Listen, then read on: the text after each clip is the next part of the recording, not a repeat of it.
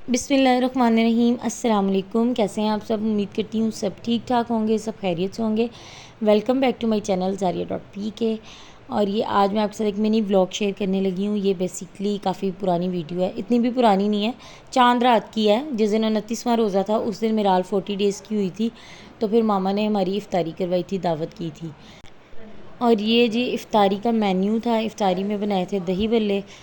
ये दही अलहदा रखा था और बाकी सारा जो है मटेरियल वो अलहदा रखा था कि अपनी अपनी मर्ज़ी से सारी चटनियाँ डालें, अपनी अपनी मर्ज़ी से बना के खाएं। मीठी चटनी थी, सब्ज़ चटनी थी, धनिया पुदीने की जो चटनी होती है, और उसके अलावा जी फ्रूट था, कचौरियाँ, समोसे, खजूरें और स्ट्रॉबेरी का शरबत बनाया हुआ था। तो ये सब कुछ था जी। इफ़्तारी में हम लोगों ने इफ़्तारी की, फिर उसके बाद नमाज़ वगैरह पढ़ी, उसके बाद जी हमने खाना खाया। खाने में था जी कौरमा बनाया। पहले हम लोगों ने, मामा ने मेरी मर्ज़ी से ही बनाया था जो कुछ भी था। तो पहले मैंने कहा था कि हम लोग ना कीमा के चिनार और वो बना लेंगे चिकन। फिर उसके बाद टाइम शॉर्ट था, मामा अकेली काम करने वाली थी क्योंकि मैं भी उस दिन बिज़ी थी, मैंने भी ना अगले दिन की सारी तैयारी वगैरह करनी थी। तो इस वजह से फिर मैं मामा की हेल्प भी नहीं कर सकी। तो फिर मामा ने खुद ही अकेले ही सारा कुछ किया था। तो फिर मैंने मामा को कहा था कि आप जो है ना वन डिश बना लें, बस कीमा के चिनार फिर बना लेंगे, कोई बात नहीं, घर वाली बात है। फिर हम लोगों ने खाना शाना खाया, उसके बाद जी मैं अपने घर आ गई थी। फिर हम यहाँ पे कर रहे थे चांद रात की तैयारी। ये मैंने बच्चों की चूड़ियाँ, मेहंदी और नेल पॉलिश सब कुछ मैंने रखा था।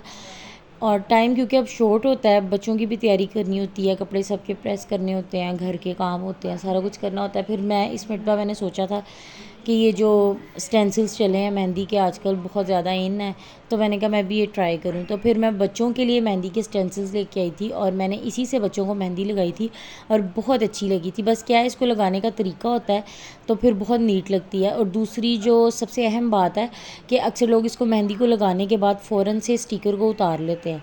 गीली मेहंदी पे आपने स्टिकर को नहीं उतारना, जब मेहंदी बिल्कुल ड्राई हो जाए तो फिर आपने स्टिकर उतारना है। और अगर आप इसको रीयूज़ करना चाहते हैं तो आप इसको स्टिकर के ऊपर ही पहले मेहंदी को वॉश कर लें, हाथ ड्राई कर लें, फिर स्टिकर उतारें, तो आप इसको रीयूज़ भी कर सकते हैं। लेकिन खैर मैंने इसको रीयूज़ नहीं किया, मैंने इसको डिस्कार्ड कर दिया था मेहंदी लगाने के बाद। जब ये मेहंदी ड्राई हो गई थी तो फिर मैंने मेहंदी का जो ये स्टेंसिल्स हैं इसको, स्टिकर्स को उतार दिया था और बच्चों की मेहंदी बहुत ही अच्छी लगी थी। उसके बाद मैंने हैंड वॉश किए थे। उसके बाद यहाँ पे मैं बच्चों के कपड़ों की तैयारियाँ कर रही थी, उनकी चूड़ियाँ हर चीज़ मैचिंग साथ करके रख रही थी ताकि सुबह के लिए आसानी हो। और ये जी अगले दिन ईद का दिन है, बच्चों को मैंने तैयार कर दिया था। और अभी जो खीर का आपने एक वीडियो क्लिप देखा है, ये जी हमारे हमसायों की तरफ से आई थी खीर। तो साथ हमने खीर खाई, साथ हमने बच्चों को तैयार किया और उसके बाद हम गए भाई इमरान की तरफ। तो वहाँ पे खाना बना रहे थे। जो मेरे मियाँ साहब हैं ना, ये बड़े मास्टर शेफ़ बन रहे थे। तो मैंने इन्हें वार्निंग दी थी कि अगर आपके वाइट सूट पे दाग लगा ना तो फिर देखना। तो उन्होंने रुमाल बांध लिया था आगे एप्रन के तौर पे और फिर वो खाना बनाने की एक्टिंग कर रहे थे। लेकिन खैर बनाया भी था, मसाला वगैरह सब भाभी ने बनाया था, उसके साथ ये दही भल्ले बनाए हुए थे। फिर हम सब ने खाना वगैरह खाया, सारे बहन भाई उधर इकट्ठे हुए होते हैं। उसके बाद ये अमारा मुझे कह रही थी मुझे मेहंदी लगाओ, और उसको फिर मैंने मेहंदी लगाई और ये चूड़ियाँ दिखा रही है, अपना फ्लेक्स मार रही है। उसके बाद जी मेहंदी धोने के बाद जो कलर आया था, मेहंदी का जो स्टेन था, फिर मैंने उसकी भी वीडियो बनाई। उसके बाद हम घर आ गए। घर आए तो हमारे मेहमान आ गए और मेहमान लेके आए थे हमारे घर केक। और फिर जी बाकी का टाइम जो है वो मेहमानों के साथ गुजरा। उसके बाद जी मैंने ये केक का एक स्लाइस काटा और इसको मैंने जिस प्लेट में खीर आई थी उस प्लेट में रख के अपने हमसायों को उनकी प्लेट वापस की शुक्रिया के साथ। तो ये थी आज की वीडियो इन पे ख़त्म हुई।